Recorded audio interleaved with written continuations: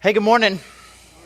If you are here with us in person or you're watching online, man, we are really glad that you are worshiping with us today. I'm Charlie, lead pastor here, and you're catching us kind of at the end of a series on parables, where for the last couple of weeks, last week and this week, we've technically moved off parables to just some other sorts of imagery that Jesus is using to describe what connection with God is like, who it is we're supposed to be, who God is. It's been really good over these last couple of months. We are moving next week to a new series where we're just kind of talking about why church, like why? Because I've been thinking about this a lot, as I'm sure a lot of us have. You know, when March happened and everything just kind of changed, it was like you could just feel for those first few weeks that there was this hole, this gap. There was like, we can't do this anymore, and people flooded. We streamed live from the very first Sunday, and there was just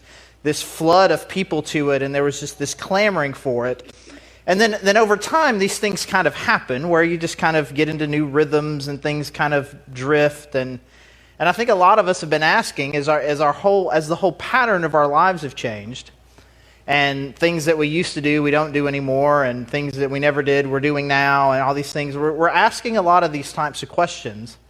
And just even being here today, if you're in the room, it's significantly more complicated to be here. I am a prolific sweater, which I've talked about too many times.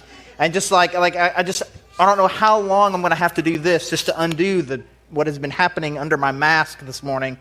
You know, and it's like, that's complicated. It just feels weird. Some people don't like the idea of masks. We're just kind of rebelling against it. It just feels like one too many things, and the kids and the temperature and all of the. It's like, if you came here today, you know that it wasn't as easy as it used to be. And if you're watching online, it's maybe easier than it used to be. Like, I mean, I wish I were in my pajamas. I mean, you're just talking about it. It's like, but it's a little bit less than it can feel like. But why are we doing it? Why have we just kind of pushed ahead where it's like we are not going to let this fade? Why does this matter so much? Why does this God's collection of people matter so much? And so we're going to start that next week. But even with that, as we're wrapping this up, it kind of even goes to what I think is a deeper question, which hopefully we can at least partially answer today, which is, what does God really want from me? What does God want from me? But really, if I could sum it up, it's like I'm here and God's up there, and He thinks things about me, and I think things about Him, and when I can say, here's what I know that God most wants from me, it's. And of all the questions and the things and the secrets and the mysteries and all of the things in the Bible that we've been able to kind of figure out together collectively over 2,000 years, you would think that biggest of picture questions would be one that God's people, that the church would have a more settled answer on. But I say that, and I was like, man, what does God primarily want from you? And your answer for that is probably going to have a lot to do with the church you grew up in, just kind of the things that you think and you feel. I mean, you know, I've talked about 16-year-old Charlie before. 16-year-old Charlie would have said the avoidance of the big three: don't smoke, don't drink alcohol, and don't have sex. That seems to be, based on what I'm hearing, that seems to be the thing that God cares about the most. And I think some of us, maybe we've moved past that, but I still think there's some of that lingers. What does God care about, want the most? He wants my behavior to be right, to be good. He cares most about the way that I act. And other people say, no, it's not about that. It's about what you do, which is a different thing, maybe your character. What you do, it's like the way that you serve. He wants you to primarily be someone who is out there loving other people, doing good things, which is different than having good character. I mean, like, not doing things is not the same as doing something for somebody. No, it's about serving. That's what He wants. But I think with both of those answers, which I would say are probably the two most popular answers to that question. I think we are confusing what God wants primarily from us with what the result will be from us being and doing who God has called us to be. And so, with that, John chapter 15, verses 1 through 8.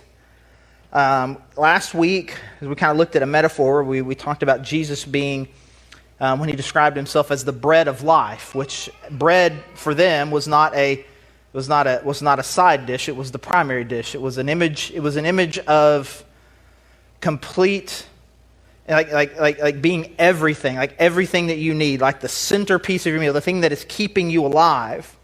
And we're going to look at a similar metaphor today that Jesus is using in John chapter 15, starting in verse 1. Verse 1, John chapter 15. I am the true vine, and my Father is the gardener. He cuts off every branch in me that bears no fruit, while every branch that does bear fruit he prunes, so that it will be even more fruitful. You are already clean because of the word I have spoken to you. Remain in me, as I also remain in you. No branch can bear fruit by itself. It must remain in the vine. Neither can you bear fruit unless you remain in me. I am the vine. You are the branches. If you remain in me, and I in you, you will bear much fruit. Apart from me, you can do nothing. If you do not remain in me, you are like a branch that is thrown away and withers. Such branches are picked up, thrown into the fire, and burned. If you remain in me, and my words remain in you, ask whatever you wish, and it will be done for you. This is to my Father's glory, that you bear much fruit, showing yourselves to be my disciples. All right, so we got a little bit more of a complicated metaphor rather than Jesus is bread and you are a person that eats bread, which I think is a pretty simple metaphor, right? He's the bread of life. And this is more complicated. So he imagine himself like you got some grapevine that is producing grapes.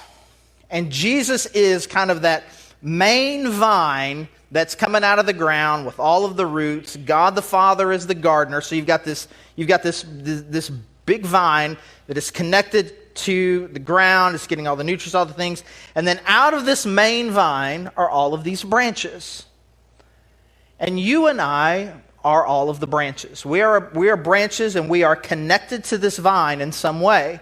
Some branches are of different quality. He talks about that. And basically the idea of the metaphor is, if you are a branch, your life depends on your connection to the vine.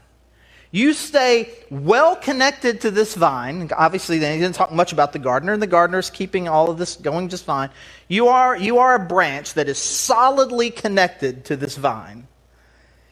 And then you're going to bear a lot of fruit. If you begin to, in some way, lose your connection with the vine, then you become a branch that doesn't really bear fruit, that really doesn't have much use. You'll fall off, or the gardener will come and will take it off. And at that point, he says, a branch connected to a grapevine that doesn't bear fruit is pretty useless. I mean, really, all you've got at this point, it's just kindling. It's not doing anything. It's not accomplishing anything. And so really, the only use that it has is to take it off, put it in the fire, and make a fire with it. At least it's doing something, right?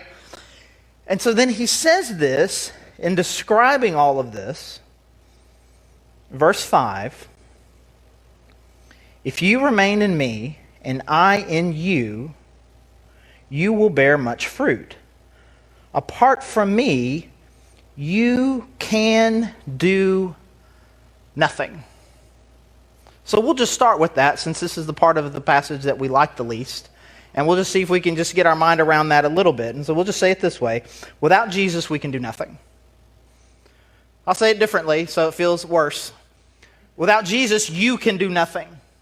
You can do nothing apart from your connection to Jesus. Now, Americans, right? Now we're just kind of like getting a little twitchy. It's like, but I can do it. I can do it. What it? All of the its. I I can do it. I am an independent, strong, American, human. I can do it. I can do it. And Jesus says, no. Apart from him, you can't do anything. I was like, that doesn't feel true to me. It doesn't feel true. Like that, I did lots of things already today without Jesus. Right? I mean, I woke up, I got dressed, I ate my breakfast, I drove the car. I don't remember him helping. And can I just say, what an insanely naive worldview that is? To think that somehow, apart from the creator and sustainer of the universe, that you think you did any of those things. So in the most literal sense, what Jesus is saying here is absolutely true. You can't do anything. If for one moment, just one brief moment in time, the God of the universe took his eyes off of it, I don't know what's going on over here. The whole thing would collapse. Science, you may say. Sure, whatever, science. Right? And the world operates on its own laws. What binds that together? What holds the whole thing together? The God of the universe does. And if there is ever a moment in your life where you genuinely believe that you have some sort of independence in life apart from the creator God of the universe, you are, again, it's naive. It's like a kid. It's like your 2-year-old. You ever had a 2-year-old? It's been a while since I've had a 2-year-old, and I'm not sad about it. I mean, I do it myself. We have several of these. One is Layla, our youngest, who is now 8 and will be 9 soon enough. Like you try to hold her hand in the parking lot, and she's like, I don't need you to hold my hand in the parking lot. I hold my own hand in the parking lot. And she would try to walk in the parking lot like this, which I guess is fine. Well, now I'm just going to be hooked on you like this or whatever. I got your arm. Or maybe an even better metaphor would be our middle daughter, Lauren, who, again, they're all 2, right? When she was 2, we took this toy away from her as a punishment, and she was so angry. And we put it at the top of our entertainment center, so it's right here. And she's right. And so she gets on this step stool, more like a footstool, and she steps on it. So now she's this tall, and the toy's up here. And she stood up on that thing. She goes, and she jumped to try to get it. Which, I mean, she's a solid 3-4 feet from this thing, and she climbs back up there. And, you know, maybe I'm supposed to have parented this situation. Maybe I should have corrected this attitude, but I could not have been having a better time. Watching her make this attempt to, I do it myself. I do it myself. And maybe a simpler, cuter metaphor would be occasionally on Saturday. You may know this, our youngest, we hang out together just about every Saturday. We call it Dadder Day. And mostly it's just me and her hanging out. And every now and then we end up at Walmart. And she'll have received some money from somewhere for some reason. Dad, I've got $4. I want to go buy something, which is great. She's gonna do it. She's got $4. And then she finds something that's $4.88. And all she sees is the first number. It's $4, Dad. Now, there is at some point, I have a 19-year-old and a 22-year-old, there is some point we talk about the way numbers really work, and had an interesting conversation about sales tax, even with one of our more adultish daughters the other day, where they saw the price and I can afford it, and they clicked buy now, and suddenly the number was 10% higher than the number that they had seen before, right? And so she's got the money. She's like, I do it myself. Even the thing that she thinks she's doing by herself are impossible without the God of the universe. They're impossible without Dad. And the thing that you think that you are doing, You're not. You cannot do it by yourself. He says this, if you remain in me and I in you, you will bear much fruit. But apart from me, you can do nothing. And so it's literally true, but the point that he's trying to make otherwise is that it is spiritually true. All of the things, let's go back to our list. All the list of the things that we know that matter to God. It's not the primary thing, but it's something that we know that matters to God. He cares about fruit, things that I'm doing, my character, how I'm serving, how I'm loving, how I'm doing. All these things matter. You can't do any of them without God. Have you ever found yourself in a situation where you've got some sin that you're trying to overcome, and you just honestly with yourself say, I just don't think I can do it?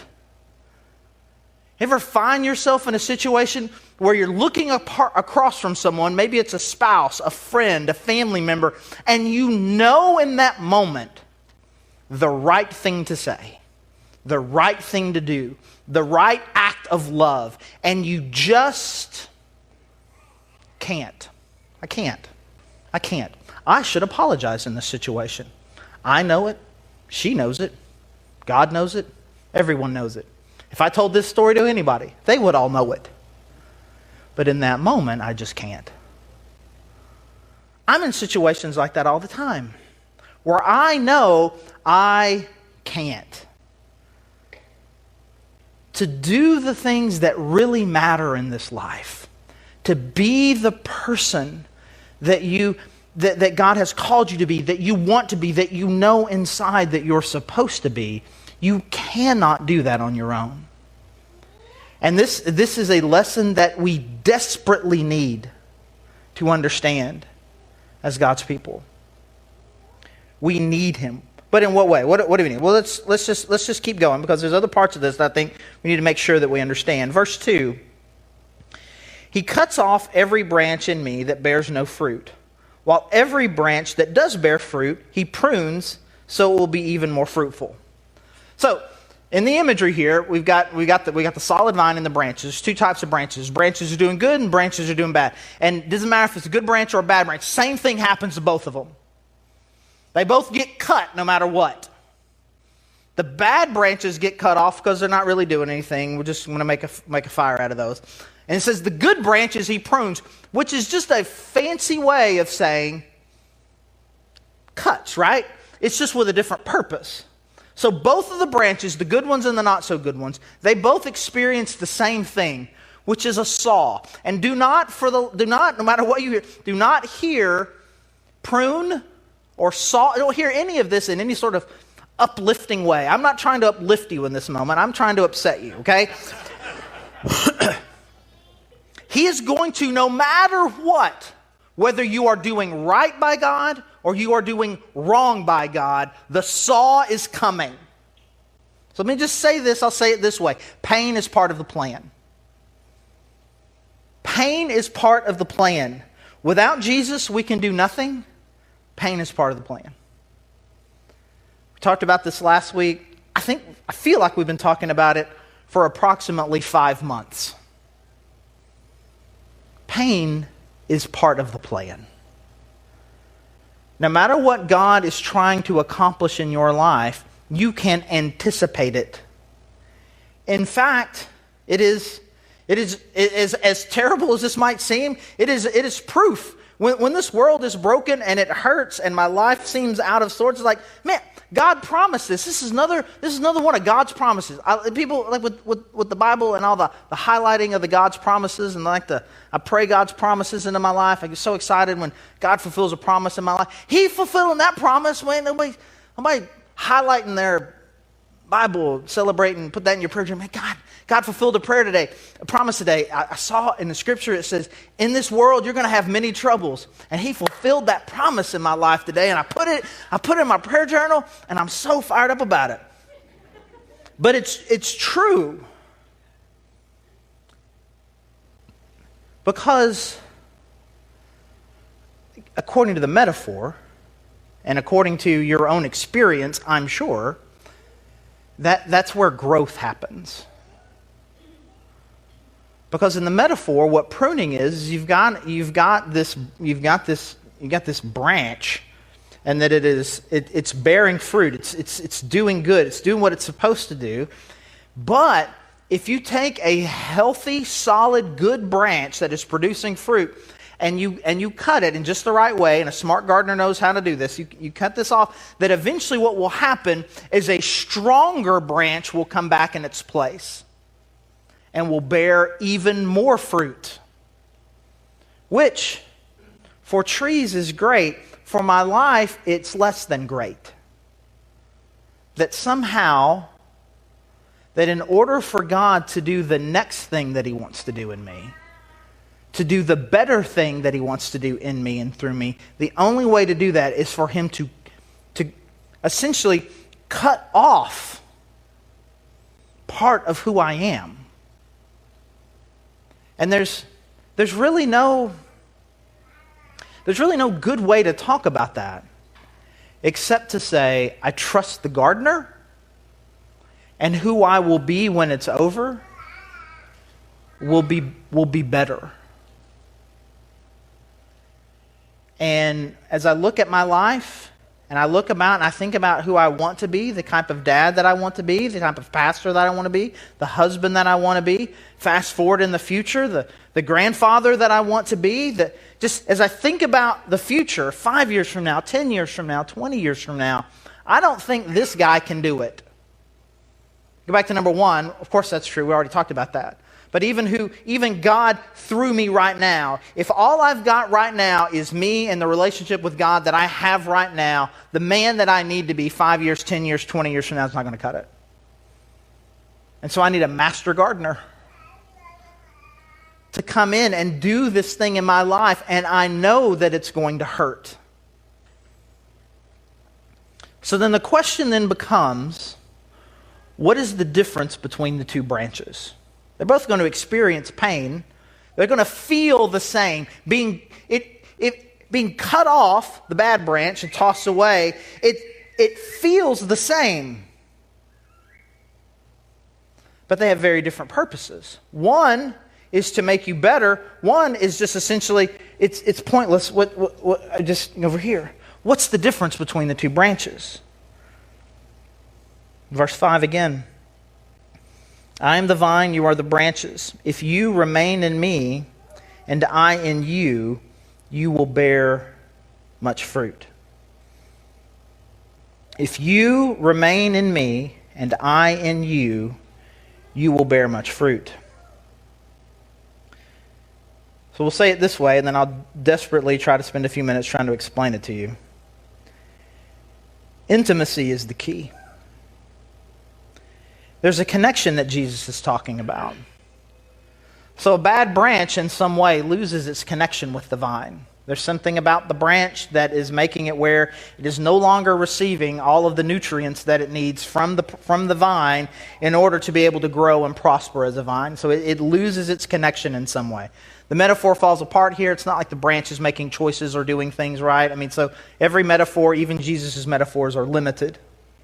There's nothing that a branch can do to choose. No decisions it can make. Branch can't say, well, I need to be more connected and then do something. But the healthy branch, the healthy Christian, the healthy son or daughter of God, it says, remain in Jesus. Stay connected to Him. Let Him be connected to you, and you're connected to Him. And if you'll do that, it says here that you'll be able to ask God anything you want and you'll get it, which is a whole different matter, which is not today's message, but you can just let that ponder in the back of your mind a little bit. Basically, it says that apart from Him, you can do nothing, but with Him, connected with Him, everything is possible. If you will just remain in Him and allow Him to remain in you. And we were talking about this topic a few weeks ago in staff meeting, and I said, so what are we getting at here? And then Cass said, well, the answer is intimacy. Which he just kind of said it, and it was just kind of like, well, that sounds real good. And I was like, what does that mean? I sit here and say right now, I was like, I'm just gonna copy off a Cass, guys. Intimacy is the key. And you'd be like, what does that mean? I'm like, where's Cass? I need Cass to come back out here. For me, here's the thing: as I'm thinking, what are you going to say? What are you going to say? What are you going to say? What are you going to say? Which is, it's a weekly pattern for me, right? What are you going to say? Like if you asked me right now, like, how can I love my spouse? Like, man, I don't know you. I don't know your spouse. I don't know your I can't just. I'm a much better marriage counselor than that, by the way. But every situation is different because every person is different. I mean, I will get to know you a little bit, and I'll get to know your wife a little bit, and we kind of talk about what some of the problems are and some of the solutions, but we can be fine. But here's the thing. Get to know him. And let him get to know you. So he's a God of the universe, he knows everything. It's like, yeah, there's a difference in him already knowing it and telling it to you. Again, same way with any of your kids. It's probably pretty rare that your kids tell you something you don't know already. But when they tell you, when somebody tells you something that is deep and personal to them, even if you had already figured it out, there's something about it that connects the relationship. And so what I want in my life is I want this fruit. I want to be this type of person. Well, the only way that's going to happen is if I stay connected to the vine. How do I do that? Well, I want to get to know him, and I want to let him get to know me. And I really, I tell you, I do this.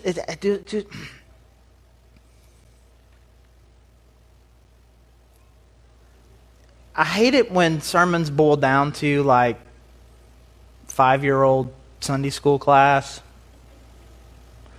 You should read the Bible more. You should pray more. I mean, those are action items. And I'm hesitant to bring that up because that kind of misses the point, because now I'm telling you an activity. I'm just telling you those are the best activities to get to know God better. I'm going to read the Bible not because it's some activity and not just simply because I want to learn something. And it's important to learn. It's like, I want to know what God is like.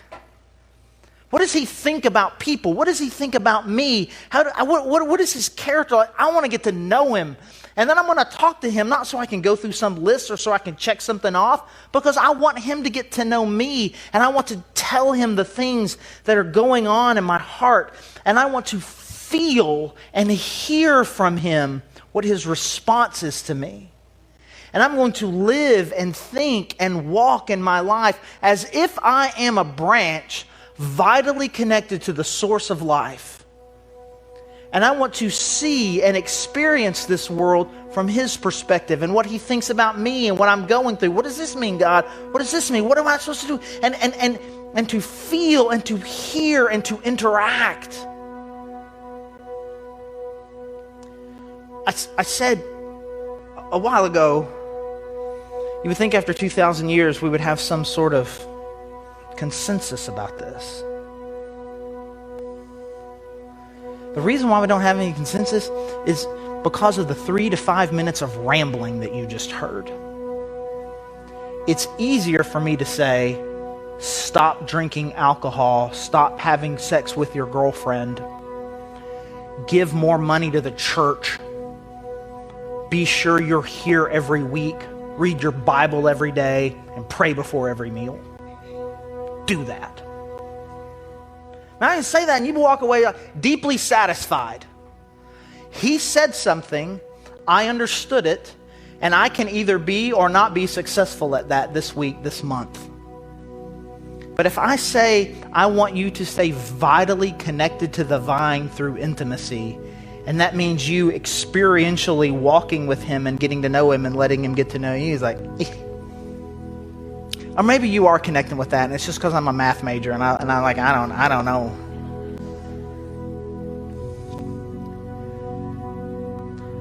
But I do know that 26 and a half years later, I know my wife way better than what I used to. I love her way better than I used to because I know her better. She loves me way better than she used to because she knows me better.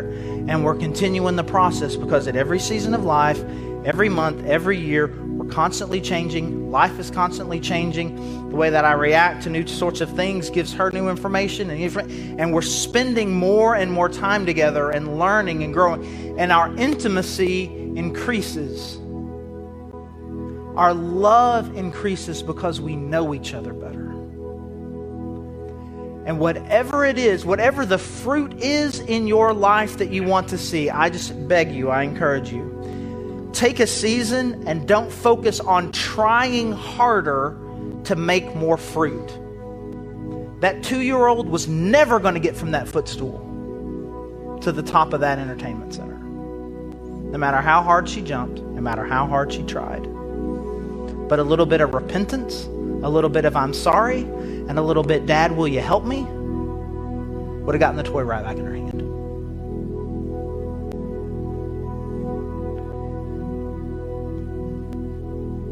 Figure out what it means. Let me just give you the responsibility. Rather than me feel like I got to say something super eloquent, let me just give it to you. Why don't you figure out what it means for you and your relationship with God to be intimately connected with Him? Let's pray.